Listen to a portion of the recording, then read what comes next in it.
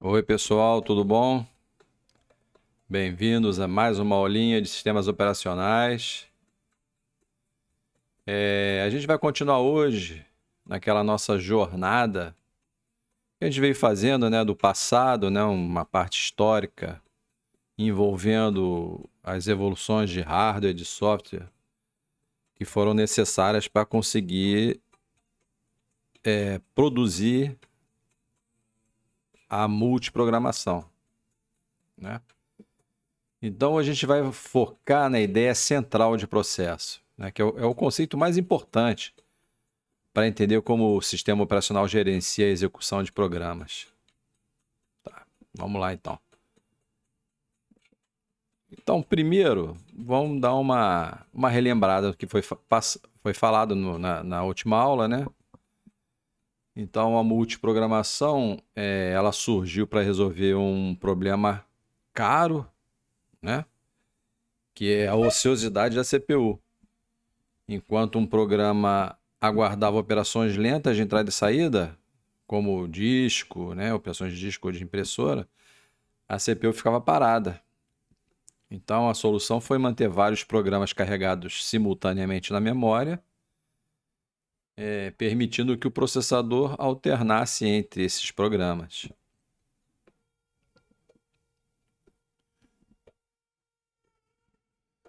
Então a multiprogramação ela só funciona porque existe uma parceria entre hardware e o sistema operacional. O hardware fornece os mecanismos como proteção de memória, interrupções, temporizador, né, o timer, modos privilegiados, que é aquele modos de execução, né? Execução no modo supervisor ou execução no modo usuário.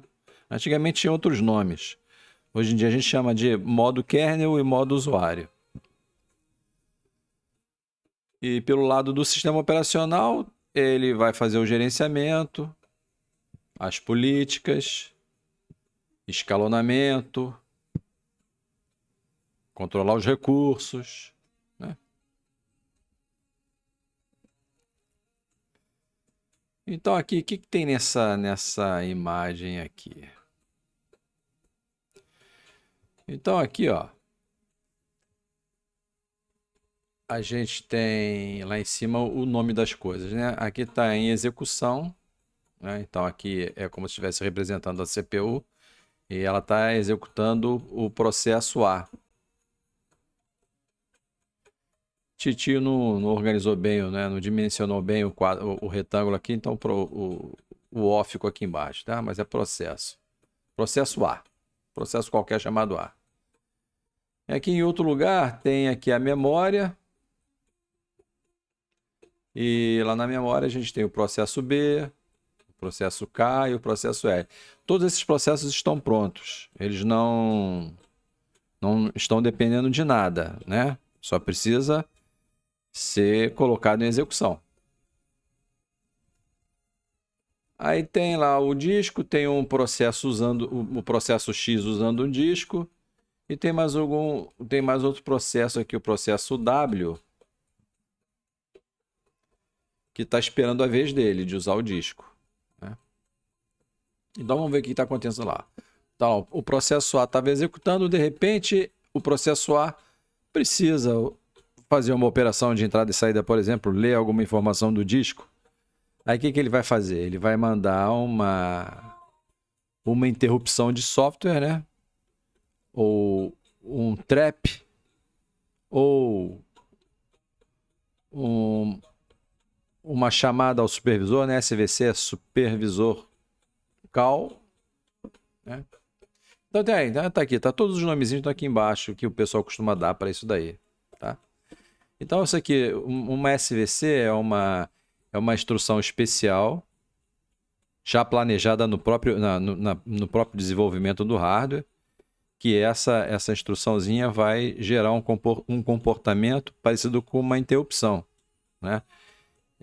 Que o comportamento esse vai interromper o processo, o processo está atualmente sendo executado e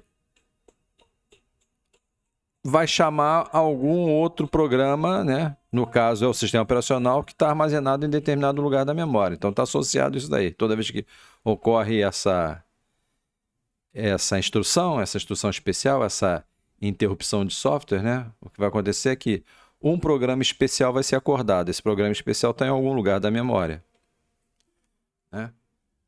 Como é que é acordado? Pega aquele endereço de memória e coloca no PC. Lembra? No PC IP, né? O ponteiro de instruções. Então é assim que vai acordar o cara. Aí eu chamo o SO. Aí, juntamente com a interrupção de software, vem dizendo qual é o serviço que ela quer.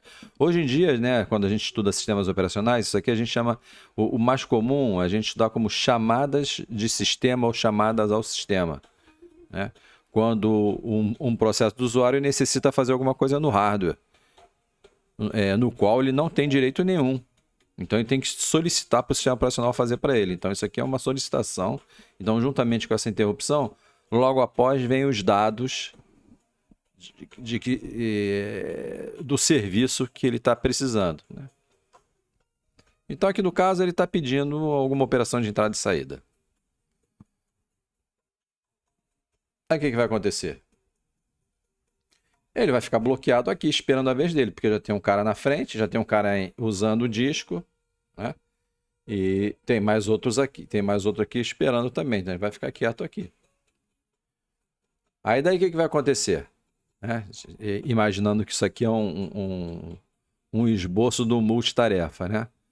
Que ele vai fazer o seguinte, o sistema operacional vai ver o que o cara quer, viu que ele precisa ser tirado de execução e colocado aqui para esperar o serviço que ele quer, porque a CPU não vai ficar esperando essa porcaria aqui. Ela vai mandar os comandos aqui para o disco e vai botar o cara ali bloqueado. Aí o que ele vai fazer?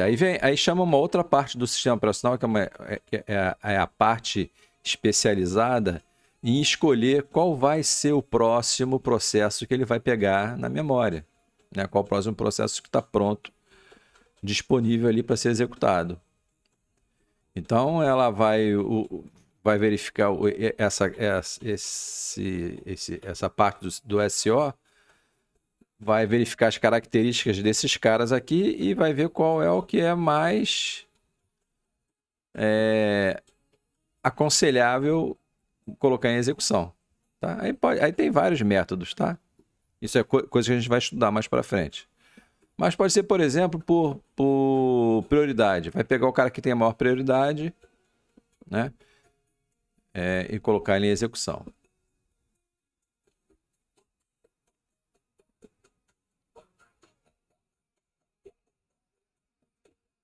Agora vamos tentar conectar todos esses conceitos que a gente viu, né?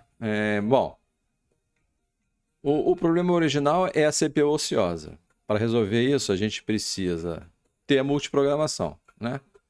A multiprogramação, para existir, ela tem que ter proteção de memória, tem que ter interrupções, tem que ter timer, interrupção do timer. Tem que ter uma unidade despachável, né? Que você pode tirar da CPU, mandar para o disco, tirar do disco, mandar de volta para a CPU. Então, tudo isso tem que ter um controle de todo esse bloco, de todo esse bloco de instruções, né? Não só as instruções, como todas as outras coisas que ele usa. Então, tem que ter um controle sobre isso daí. Então, aí gerou a ideia de uma unidade despachável, uma unidade que você pode mudar para qualquer lugar do computador, né? Para usar qualquer um dos recursos do computador. E pode trazer ele de volta para a CPU. E ele vai continuar a executar exatamente no ponto onde ele parou. Tá? Aí essa unidade despachável tem essa ideia de processo. E o escalonamento, né, é a escolha de qual é o outro processo que vai entrar em execução. Então tem esse aí a parte do sistema operacional que faz isso é o escalonador, né? Em inglês é scheduler. Tá?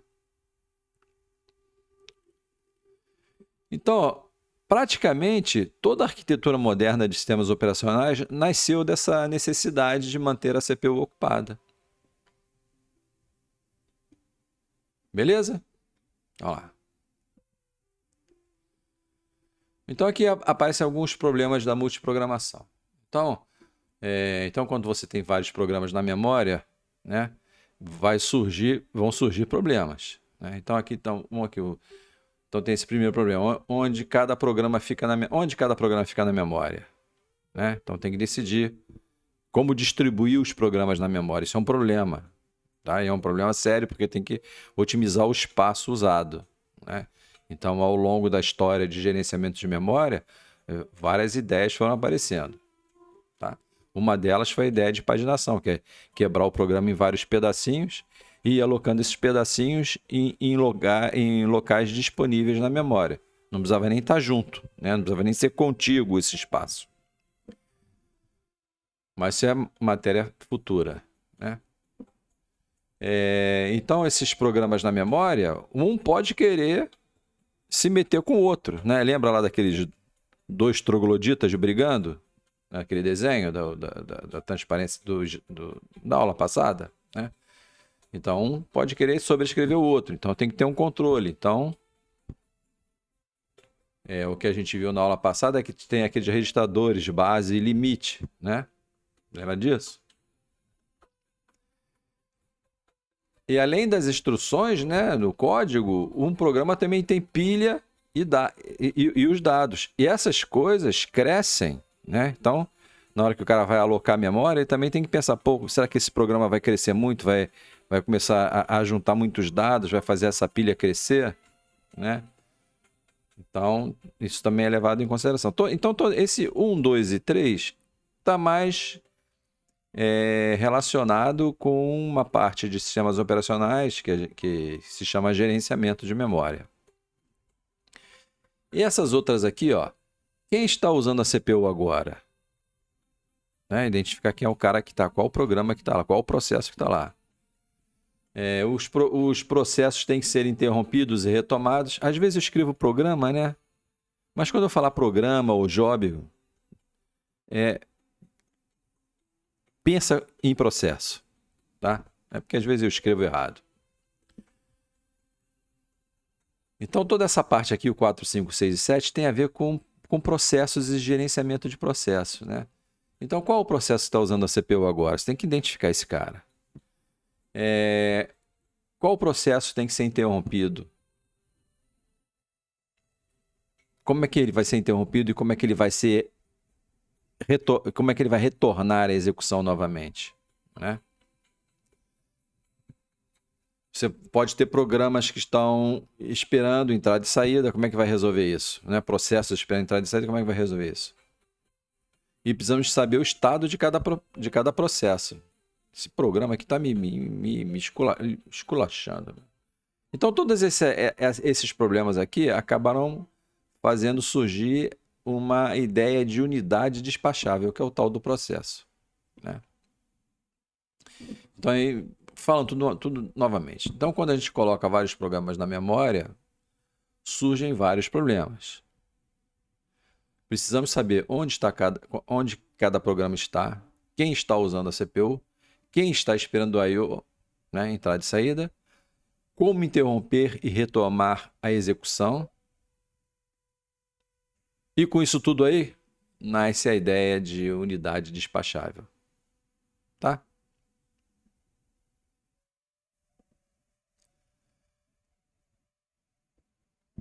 Então, o monitor, aí você também pode substituir monitor por sistema operacional, tá?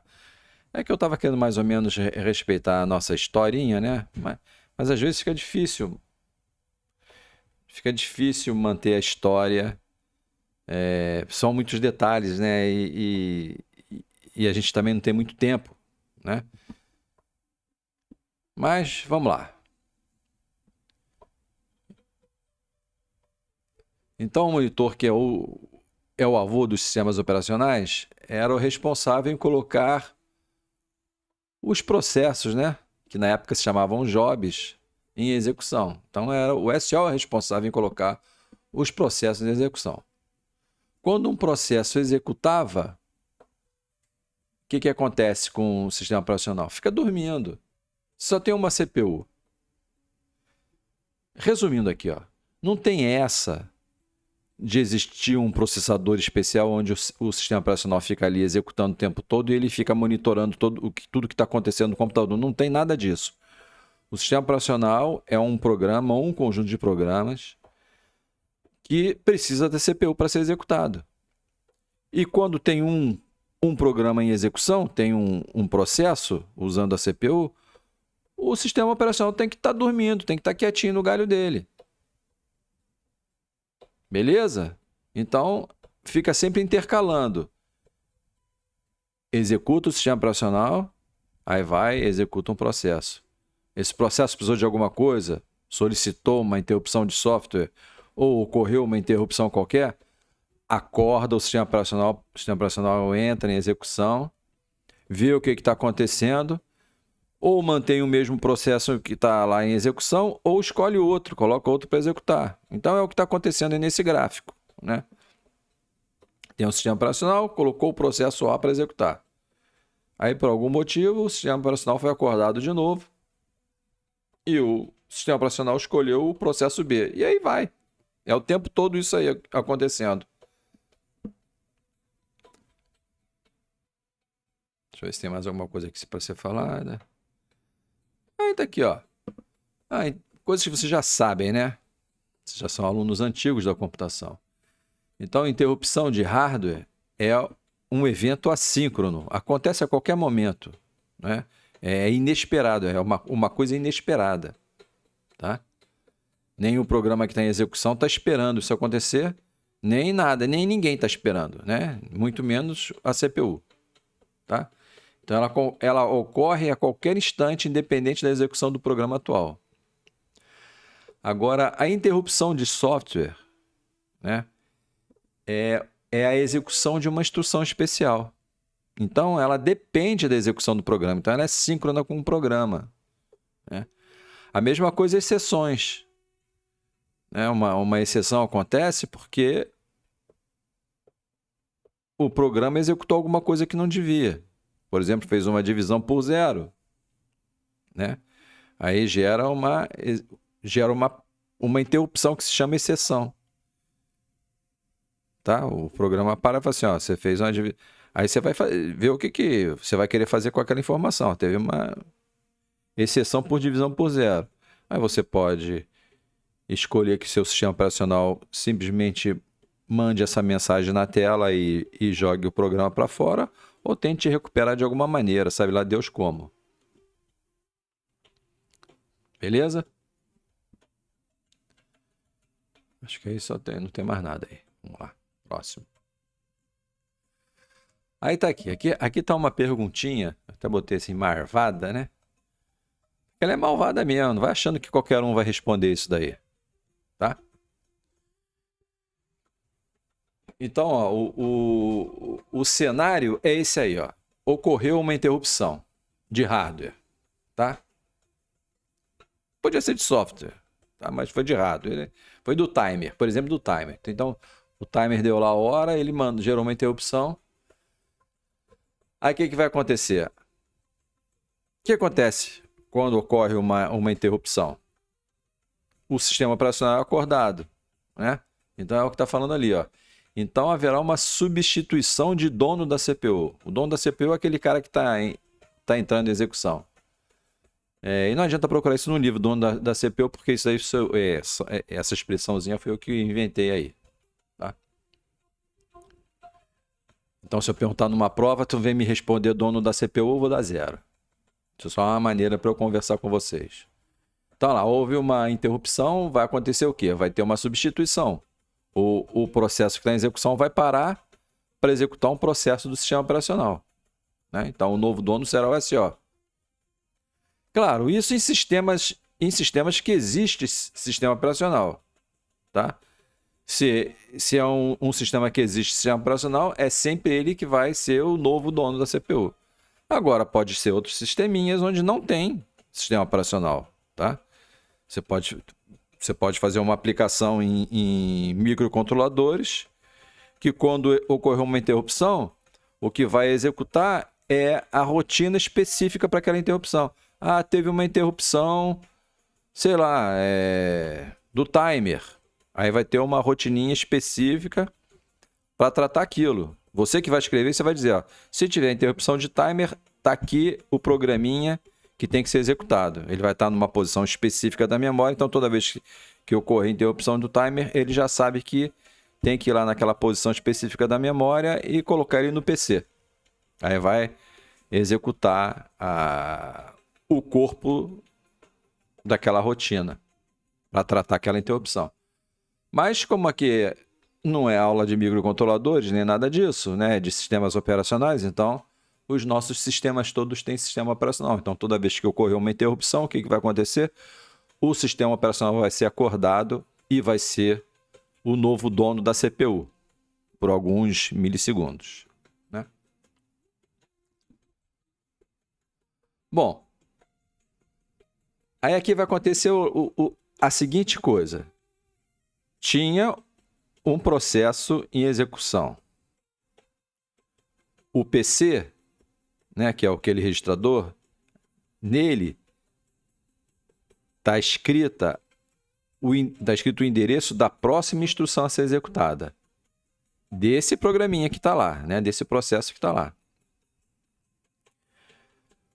Se o SO entrar em execução, o que vai acontecer? Ele vai sobrescrever aquilo. Ele vai sobrescrever aquela informação. Se ele sobrescrever aquela informação, já era. Não sei se eu estou fazendo entender. Se qualquer processo, seja o SO ou qualquer outra coisa, se ele vir para a CPU, ele automaticamente, a primeira instrução dele, o endereço da primeira instrução, tem que ser carregado no registrador PC. Tá? Isso automaticamente vai apagar o outro que estava ali. Apagando o outro que estava ali, não tem como o programa depois de retornar para o mesmo ponto onde ele parou. Beleza? Então, quer dizer, não é o sistema operacional responsável em salvar o PC, porque para o programinha, para o processo voltar, para ele retomar a execução da CPU, aquele endereço que estava escrito no PC tem que ser salvo em algum lugar. E quem salva? O coitadinho do sistema operacional não tem condição de fazer isso, porque para ele fazer alguma coisa, ele precisa tem que estar em execução.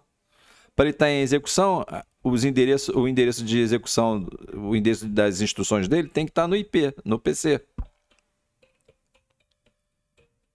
Então ele não consegue fazer isso.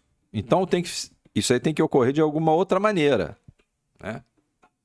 Então tá aqui, ó. O SO não tem como salvar o PC atual, pois ainda não está em execução. Ele só conseguiria fazer isso se ele tivesse em execução. Mas se ele tiver em execução, ele vai sobrescrever isso aqui. Então não tem como ele fazer isso, né? Então como é que resolve? Como o programa que está sendo interrompido poderá retornar à execução no mesmo ponto onde parou? Quem é que vai ser o cara que vai salvar isso? Não é a porcaria do SO. Tá? Bom, então vamos chamar esse salvamento dos registradores, né? Então, o que foi falado na aula passada aqui? Existe quando você vai trocar um processo e colocar outro, né? Você salva o contexto daquele processo e recupera o contexto do outro, né? Não tem isso? Tá. Aí eu mencionei esse nome, salvamento de contexto. Então aqui eu estou explicando aqui, ó. Salvamento de contexto é o salvamento desses registradores da CPU. Ele vai ocorrer em duas fases. A primeira fase, quando ocorre a interrupção, automaticamente acontecem coisas dentro da CPU, dentro do processador, que ele vai fazer automaticamente algumas coisinhas, né? Então, essas coisinhas estão implementadas em hardware, né? Vão salvar o registrador PC ou IP. tá? Ocorreu interrupção, ele faz isso. Salva onde? Em algumas arquiteturas vai salvar numa pilha, né, numa região especial da memória que ele tem. Em outros, ele vai salvar dentro de outros registradores da própria CPU, né? Então tem os registradores especiais que ele faz uma cópia, né? Aí fazendo uma cópia, salvou. Aí quando o sistema operacional entra, ele pode ser executado e a primeira coisa que o sistema operacional vai fazer é salvar esse outro registrador, esse registrador de backup aqui, o registrador de backup do PC. Tá? Pode ser uma dessas duas maneiras. Ou salva em registrador, mas isso aí não é assunto da nossa aula, tá? Isso é coisa de arquitetura que talvez o professor tenha ensinado já para vocês. Tá até escrito aqui, ó. E ainda em outras épocas, né, na época aqui desse sistema aqui do IBM System 360, existia um lugar especial na memória, né, que era feito esse salvamento. Tá? Atualmente pode ser em pilha ou registradores. Essa é a fase 1, automática de hardware. Aí a fase 2 é quando o SO, ou o monitor, entra e aí ele vai salvar o resto dos registradores, né? Não vai Na verdade, ele não vai salvar só o registrador de backup, nem, né? Vai salvar vários outros registradores. Beleza?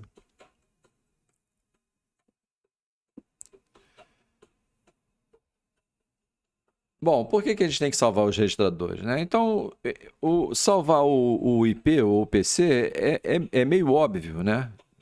Se não salvar, ele não consegue retornar para a execução de novo, no mesmo ponto onde ele parou. Então, ele tem que ser salvo, né? Então, aqui só um esqueminha aqui. Na verdade, eu nem me lembro porque eu fiz esse desenho, mas vamos explicar esse desenho. Então, aqui a gente tem a memória, tá? Aí tem uma configuração aqui da memória que não é real, né? Você não tem uma coluna onde tem os endereços, não é isso. É todo um sistema eletrônico, é um conjunto de portas lógicas, etc., transistores, sei lá, que diabo é isso? Que quando eles recebem um valor, né, então vai ter lá um multiplexador, um demultiplexador que vai receber o endereço, aí ele, de alguma maneira, ele decodifica aquele endereço e transforma em sinaizinhos que ele vai mandar para a posição certa da memória, tá? Mas aqui para a gente o que interessa é que você tem o endereço da posição e aqui você tem a posição com conteúdo. Então o teu programa, né, quando ele é carregado na memória, o que vai acontecer? As instruções são colocadas em posições de memória. Na verdade aqui, né, uma instrução ela não cabe só no endereço. Às vezes uma instrução é grande, tá? Tem instrução que pode ter 20 bytes, por exemplo. Tá? Mas aqui nesse exemplo aqui eu não fiz esse dimensionamento. Tá? Então as instruções vão ficar sequenciais na memória. Né? Tem instrução 1, instrução 2, por aí vai. Tá? Então aqui está o endereço mais baixo e vai subindo. Então está aqui o IP. Né? O IP ele vai indicar algum desses valores aqui, né? Então o IP vai ser carregado com um desses valores aqui, que é o valor do endereço da instrução, né? Então a busca da instrução é olhar para o IP, ele quer o endereço 2, aí o endereço 2 está aqui, aí o que ele vai fazer? Vai pegar essa instrução e vai carregar essa instrução para dentro de um registrador especial dentro da CPU, normalmente é chamado de registrador de instruções. Aí, uma vez lá, essa instrução vai ser decodificada. Vai descobrir que instrução é essa. Né? Em algumas arquiteturas, né, após você descobrir que instrução é essa, na decodificação ele sabe qual é o tamanho daquela instrução, se é de 1 byte, 2 bytes, 1000 bytes. Né? Ele vai descobrir ali na decodificação. Então, sabendo qual é o tamanho da instrução, ele vai saber onde é que está a próxima instrução. Então, por exemplo, se a instrução 1 era de 1 byte, ele viu que é de 1 byte. Onde é que está a próxima instrução? Está no byte seguinte, né? Só soma mais um. Agora, se a instrução 2, se a instrução 1 tivesse 1000 bytes, ele ia estar, tô no endereço 0, 0 mais 1000 dá 1000. Então, a próxima instrução ia estar no endereço 1000. Ele ia buscar. Não existe essa instrução 1000, esse endereço, instrução com tamanho 1000. Tá? Isso é um absurdo que eu estou falando. É um absurdo só para realmente diferenciar a coisa. Tá? Então, as arquiteturas de computador, como vocês já estudaram, elas podem ter instruções de tamanho fixo, né? Então, tem uma classe de arquiteturas que se chamam arquiteturas RISC, né? RISC. E essas arquiteturas, elas todas têm, as instruções são todas do mesmo tamanho. Então, essa arquitetura ele não precisa decodificar, ele pode fazer já a atualização do IP ou do PC previamente, ele não precisa decodificar, né? Ele já busca a instrução, já sabe que a próxima está, por exemplo, 4 bytes depois, já soma mais 4 aqui, ele já sabe onde está a próxima instrução. Beleza? Não tem como você executar um programa se você não souber onde estão as instruções. Tá? Senão você vai acabar tentando executar dado. Executar dado não vai executar nada, vai dar um erro qualquer. Beleza? Então a instrução foi lá para dentro da CPU, ela foi decodificada, descobriu o tamanho dela, atualizou o IP.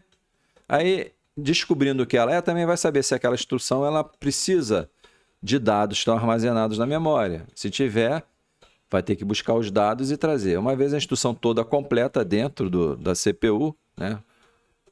Com seus dados, então pode executar a instrução.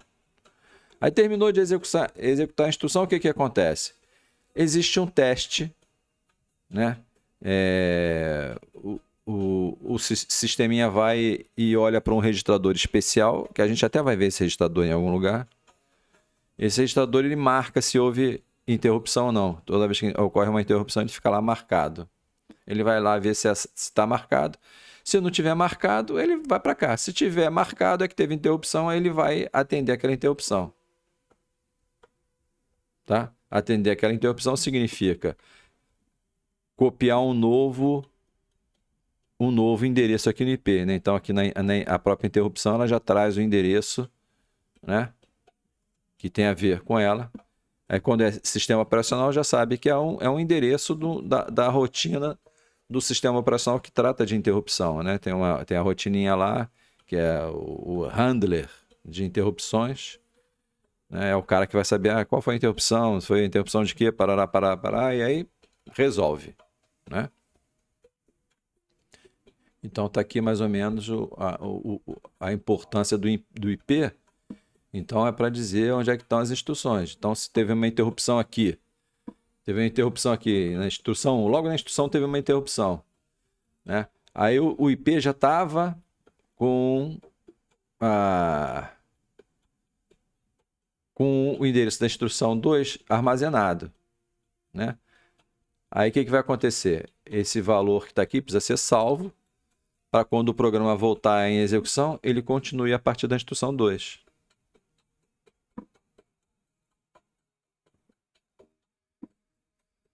Aqui tem agora outro registrador que é muito importante, né? Alguns chamam de PSW, quer dizer Program Status Word, né? Palavra de estado do programa. Então, você vê aqui, então tá aqui ela, né? Nesses que a gente usa da Intel ou da AMD, né? Ele chama de flags. Aí dependendo da versão, né? Esse flags muda, põe alguma coisa na frente.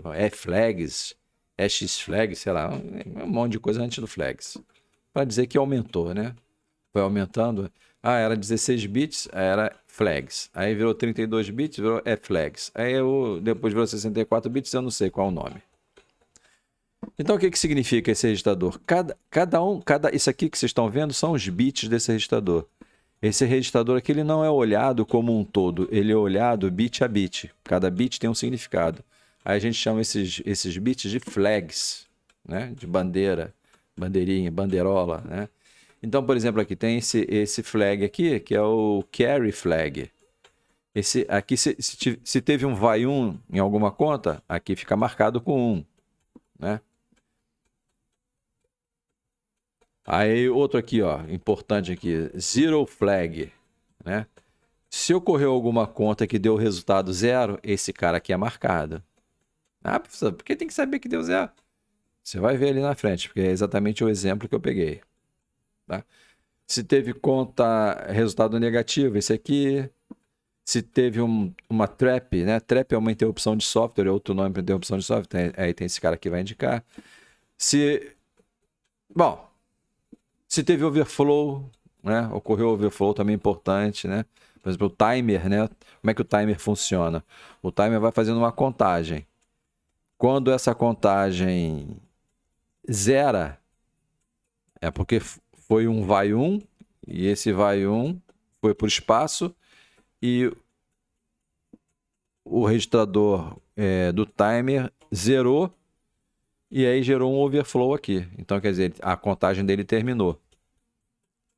Então, o que vai acontecer? Vai verificar se foi overflow, por exemplo, né, lá no lance do timer.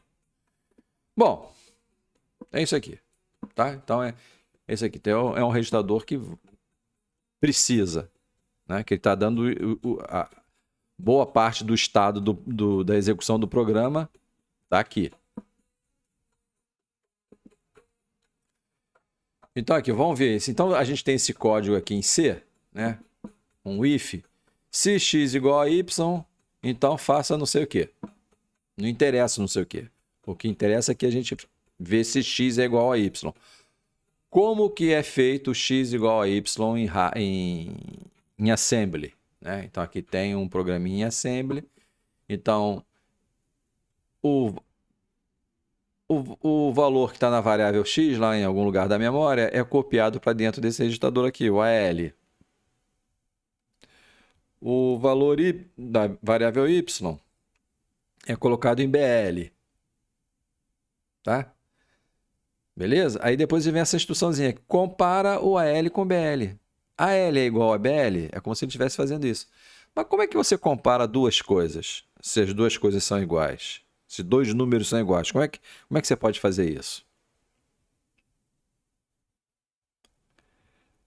Se você subtrair dois números iguais, dá zero? É essa a jogada.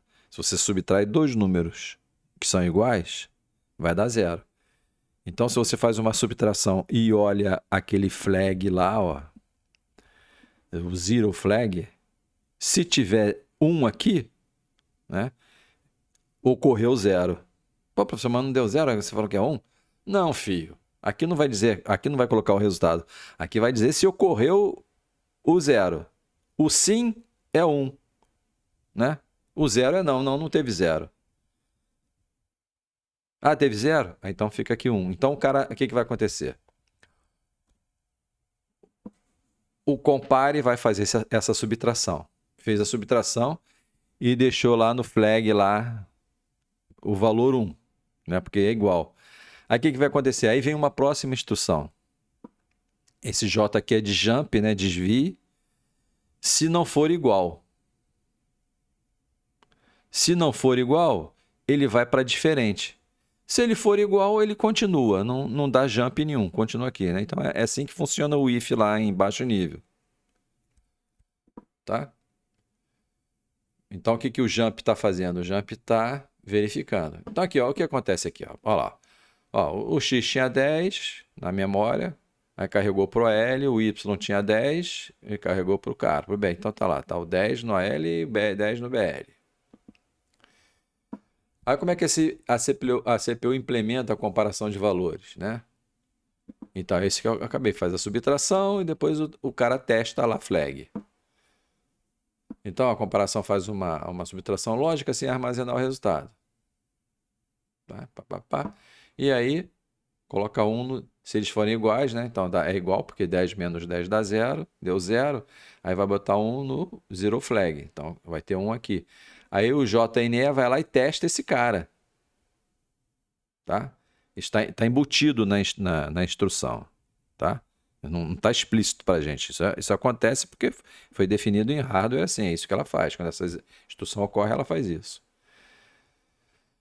Se o zero flag for diferente de 1, ele desvia, né? Não é igual. Agora, se ele for igual, ele continua executando ali na mesma sequência, tá? Agora você vai imaginar o seguinte, ó. Você viu que o if é composto por várias instruções, né?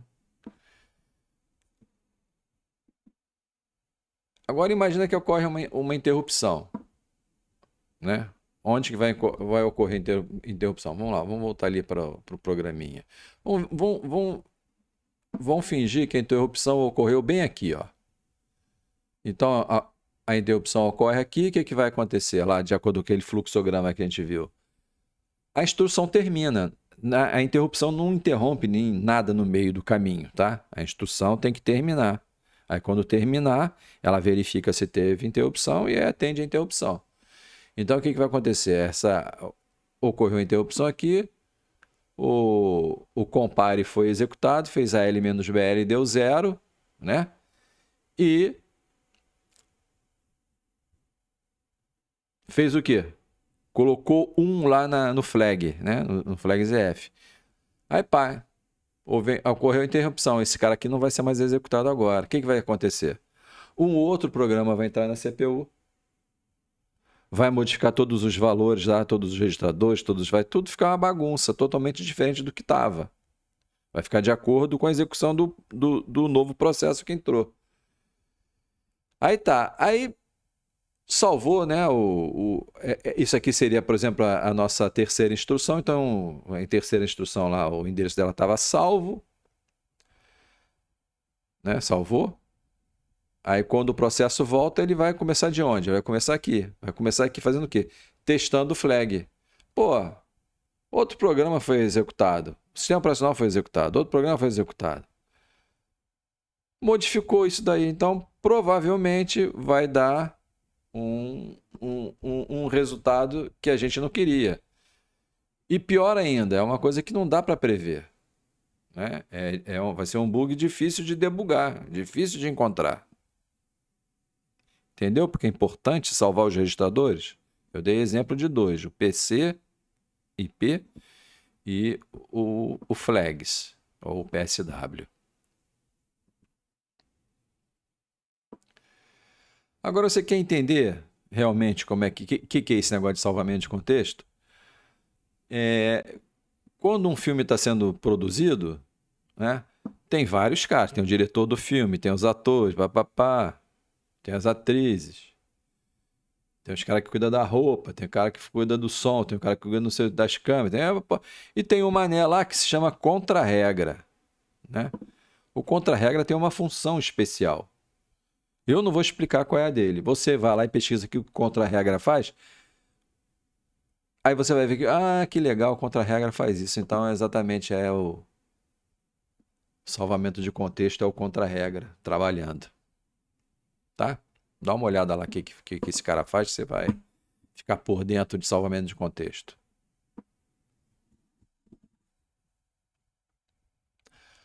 Bom, aqui tem outro probleminha, né? Quem é que está usando a CPU agora, nesse instante? Então, o resumo dessa história aqui, né? O sistema operacional precisa saber sempre quem está executando, quem é o processo que está pronto, ou quais são os processos que estão prontos para executar, e quem são os processos que estão bloqueados. Sem isso, ele não pode escolher com certeza qual é o processo que vai ser colocado em execução. Os processos precisam ser marcados com o que eles estão fazendo naquele momento. Tá? Então, aqui nessa historinha é o seguinte. Então, tá, você é o sistema operacional, você está dormindo, né? Aí vem uma interrupção de software, por exemplo, te acordou. Você salva o contexto do processo, né? Faz todo o salvamento que precisa fazer. E detectou que ele queria, né, uma operação de entrada e saída, aí ele vai lá, marca aquele processo como esperando entrada e saída e vai escolher outro processo para executar. Aí Ele foi lá e viu, esse aqui é o melhor, né? De acordo com as características, esse aqui é o melhor para ser executado. Aí o que ele faz? Por acaso ele escolheu o mesmo processo que estava em execução, porque ele não tinha nenhuma marcação. Se o processo não está marcado, o que ele está fazendo naquele instante, né? O programinha do sistema operacional, que é o escalonador, vai se ferrar, que ele não vai conseguir escolher o processo certo para executar. Então, moral da história, é essencial saber qual processo está em execução e qual é o estado de cada um antes de salvar o contexto.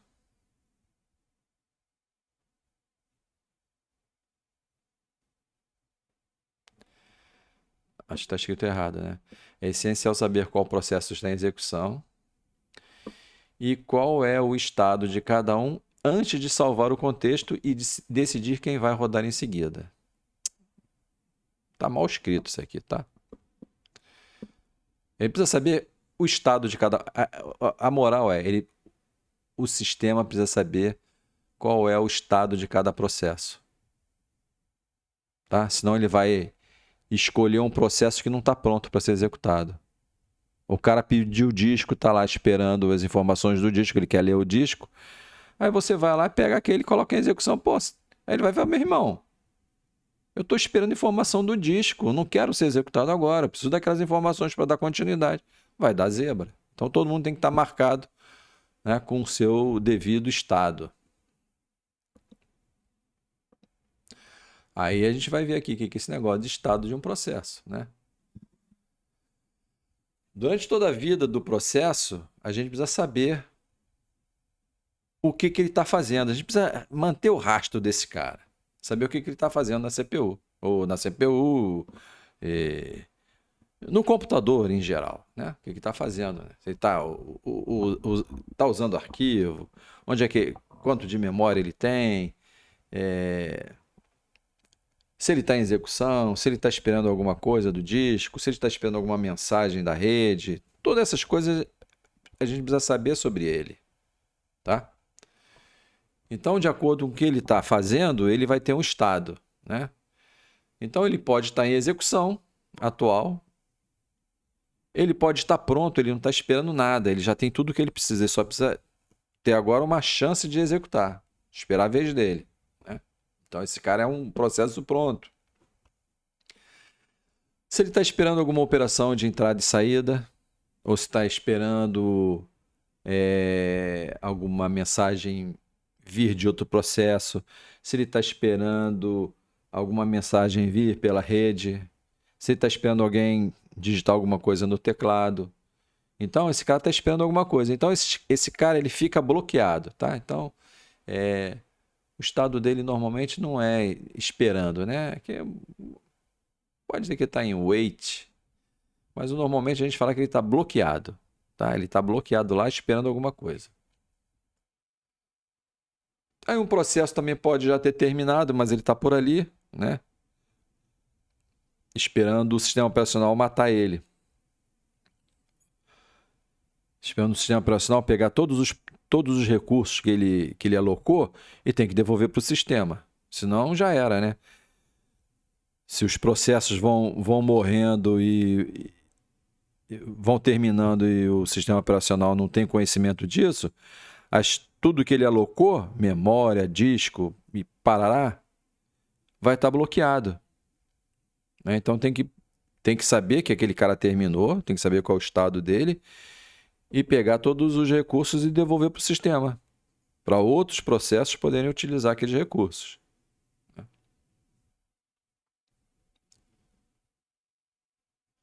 Então, o comportamento de um processo num dado instante é chamado de estado. O monitor ou sistema operacional precisa conhecer o estado para saber o que vai fazer com o processo. Por exemplo, não pode pegar um que esteja esperando dados de input e colocado em execução. Então o cara está esperando lá, vem a informação do teclado, você pega ele e coloca em execução. Não pode fazer isso, tá? Então existem transições específicas, né, que você pode mudar de um estado para outro. Então, aqui, normalmente, como é que a gente representa o estado de um processo? Então, aqui só tem esses três estados aqui. Tem mais estados, mas esses aqui são os três estados mais importantes. É o miolo da coisa, isso aqui. Tem os outros, terminados em início, novos, que a gente chama de novos. Aí tem uns que foram bloqueados no disco, né? Eles foram tirados da memória, foram colocados no disco, porque não tinha mais espaço na memória. Tá? Bom, então vamos lá. Vamos partir aqui, ó, do processo está em execução. O processo está em execução. Aí esse processo pediu alguma coisa. Pediu entrada e saída. Ou o sistema operacional, preciso fazer uma leitura de disco. Aí o que o sistema operacional vai fazer? Vai fazer tudo o que precisa para ele conseguir ler o disco e colocar ele aqui na fila, aqui nesse estado de bloqueado. Ele marca aquele processo. Agora esse cara está bloqueado. Não pode fazer nada com ele até ele desbloquear. Aí ele vai ficar esperando a vez dele lá no disco, né? Aí o disco vai fazer o que ele estava fazendo com o outro. Quando ele terminar com o outro, aí ele vem e atende esse daqui. Aí ele faz o que esse cara está esperando, prepara os dados dele, coloca os dados dele na memória, né? Então, tudo isso daí é feito sem a intervenção da CPU, tá? Nos sistemas antigos mais modernos e de hoje também, os dispositivos periféricos, eles têm acesso direto à memória. Exatamente para não ter que pedir para a CPU, eu li esse byte aqui. Então, imagina um disco, né? Que o cara vai pegar, sei lá, 100 megabytes de informação no disco. Aí, a cada byte, o disco manda uma interrupção para a CPU, terminei um byte. A CPU vai lá, pega um byte e coloca na memória. Aí depois terminei outro byte, a CPU vai... Imagina, né? Não dá. Então inventaram uma coisa chamada, aquilo que você já aprendeu lá em arquitetura de computadores, né? Tem um circuitinho chamado DMA, que é acesso direto à memória, que ele conversa, o dispositivo periférico conversa diretamente com a memória, manda todas as informações que precisa. Então esse processinho que está aqui bloqueado, ele queria ler um arquivo do disco. Então o que o disco fez? Executou aquele pedido, papapá, e jogou tudo na memória. Quando está tudo pronto lá na memória, ele manda um sinal para o sistema operacional, ó. Interrupção. Aí o sistema operacional vai ver o que é interrupção. Ah, foi interrupção de disco. Ah, tá, aquele processo que estava bloqueado lá esperando aquelas informações já está pronto. Aí o que o sistema operacional vai? Marca esse cara aqui agora, tira o bloqueado dele e coloca ele como pronto. Ele vem para cá. Aí ele fica aqui na filinha de prontos esperando a vez dele de novo, né? Aí, se ele é o próximo da fila, né? O escalonador vai lá. Então, o cara que cuida, a parte do sistema operacional que cuida disso daí, ele se chama escalonador, tá? Aí o escalonador pega o cara, pega aquele processinho que estava esperando no disco, já que agora já está pronto, pega ele e ele pode vir para execução novamente. Beleza? Ah, professor, e essa seta 2 aqui? Ele tem execução e vai para pronto. Nesses sistemas assim, mais antigos, né, desses sistemas batch multiprogramado, assim, mais antigo, até nesse IBM 360, e em algumas versões que são mais dedicadas ao processamento batch mesmo, né, que é um atrás do outro, isso aqui raramente ia acontecer, tá? Isso aqui acontece quando assim, ó, o processo é bonzinho, foi feito por um programador gente boa, aí o processo já executei muito o sistema operacional, deixa eu lá em pronto de novo para dar chance para os outros executarem, né? Coisa que não acontece, tá? São o que a gente chama de processos colaborativos. Acontece mais em thread, né? Mas a gente já não viu thread. Então tá aqui, ó. Então ele pode pedir, né? Ele é um processo colaborativo, ele pede para cá, ele vem para pronto, tá? Mas nos nossos sistemas, né, que a gente utiliza hoje em dia, isso ocorre toda hora. Toda hora não, porque toda hora é muito lento. Ele ocorre a cada, sei lá, 20 milissegundos isso acontece. Porque tem o timer, né? Os nossos sistemas multitarefa, eles têm a mesma É, a mesma idealização da multiprogramação, tá? Muito parecido. Só que ele quer dar a impressão de que está executando muitos e tudo ao mesmo tempo. Ele quer te dar a impressão de simultaneidade de vários processos. E ele consegue isso fazendo que a cada tantos milissegundos ocorra uma interrupção, o processo que está lá é tirado da jogada e coloca outro. Mesmo aquele outro, mesmo que esse programa, né, ele esteja pronto, ele não queira entrar de saída, mas ele é tirado da CPU porque ele já ficou o tempo que ele tem direito. Então, cada processinho vai ter o seu tempo de direito. Se ele ultrapassar esse tempo de direito, o timer avisa e o sistema operacional tira ele da jogada. Né? Essa tirar da jogada, esse tirar ele de execução, se chama preempção. Preempção. Tá? Aí ele tira da execução e coloca em pronto. Tá? Então, o mais comum disso aqui é ou é colaborativo ou é preempção. Aí ele sai de execução e vem para pronto. Beleza? Agora, de bloqueado para execução não existe transição, tá vendo? Só existe transição de pronto para execução. Então, o processo pode querer várias coisas. Ele só vai conseguir ficar pronto se ele obtiver essas várias coisas. Aí sim ele vai entrar em execução. Tá?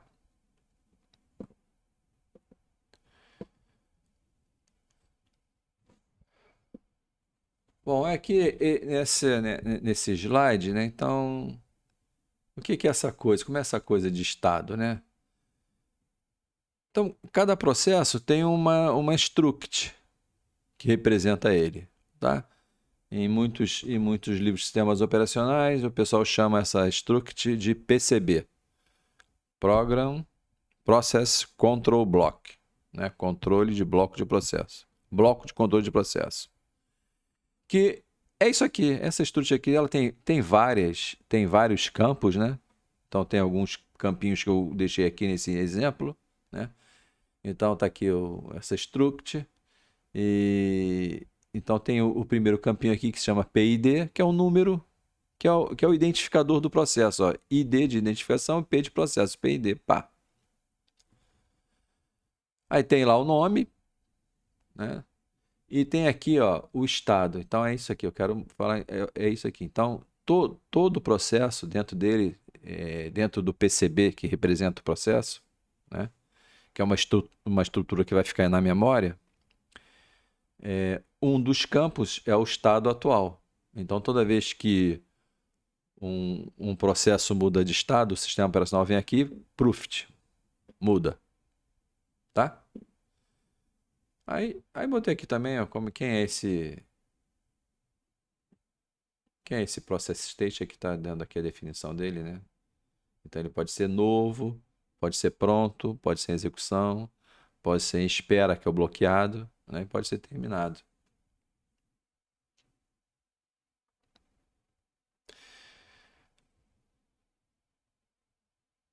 Então, essa estrutura armazena os registradores, armazena o estado, né, a identificação, também identifica quem é o pai do processo, né? O processo tem pai. É, ponteiros que esse processo usa, né? Por exemplo, aqui um ponteiro aqui, ó, né? Esse ponteiro aqui, ele é para dizer se esse processo está numa fila de espera, né? Então, normalmente, uma fila de espera é implementada tipo uma lista ligada. Então, aqui tem um ponteiro para o próximo, para o cara que está depois dele. Não é isso? Para usar nas filas lá. Tem informações de memória em algum lugar aqui também. Também tem os arquivos abertos, tá? Tem algum lugar aqui. É uma struct bem grande. Tá?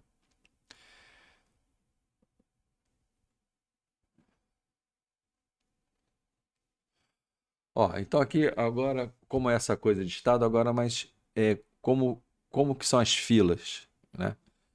Então, olha, para processo pronto, existe uma fila só. tá? Onde todos os processos prontos ficam lá.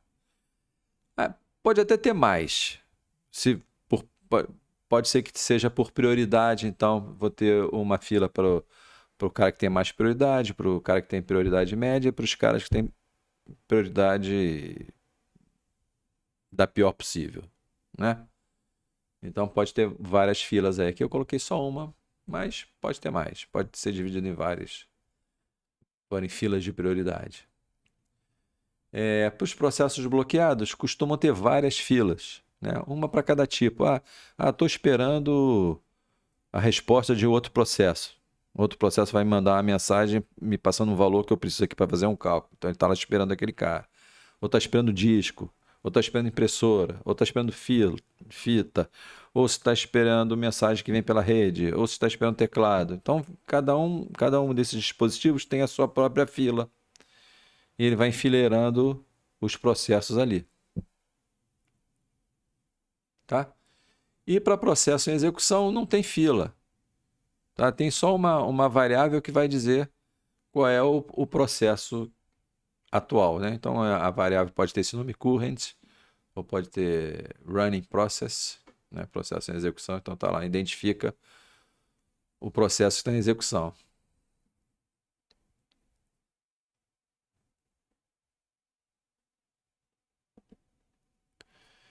Então tá aqui uma implementação aqui, né? De lista ligada. Então aqui está o. Então aqui a cabeça da fila está dizendo que esse cara aqui é o próximo, né? Então tá aqui o PCB dele, então está apontando para o PCB dele. E lá no PCB dele tem um ponteiro para outro PCB, né? Então eles vão apontando um por um na fila, tá? Então essa aqui é a fila dos prontos. Aqui tem a fila de fita magnética unidade 0. Então não tem ninguém esperando nessa fita. Na unidade 1 também não tem esperando ninguém. Aí no disco 0 aqui tem o PCB3, que é o primeiro, né? Que aponta para o processo 14, que aponta para o processo 6. E aqui do terminal, né? Terminal é teclado mais tela.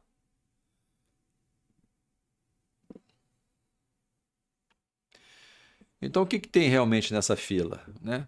A fila não guarda uma cópia do processo inteiro. Ela guarda apenas ponteiros para o PCB do processo, né?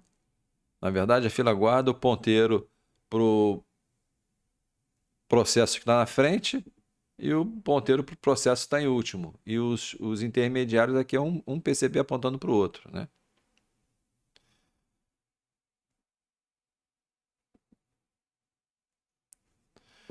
Então aqui tem alguns motivos para um processo ficar bloqueado, né? Então aqui está o motivo principal: operação de entrada e saída, esperando por rede, esperando por semáforo.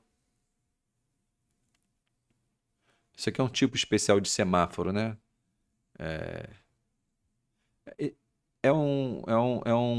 Uma espécie de cara para sincronizar quem é que vai usar um determinado recurso, né? Então você tem um recurso compartilhado, vários caras chegam ao mesmo tempo, aí tem que sincronizar. Não, primeiro vai você, depois vai o outro.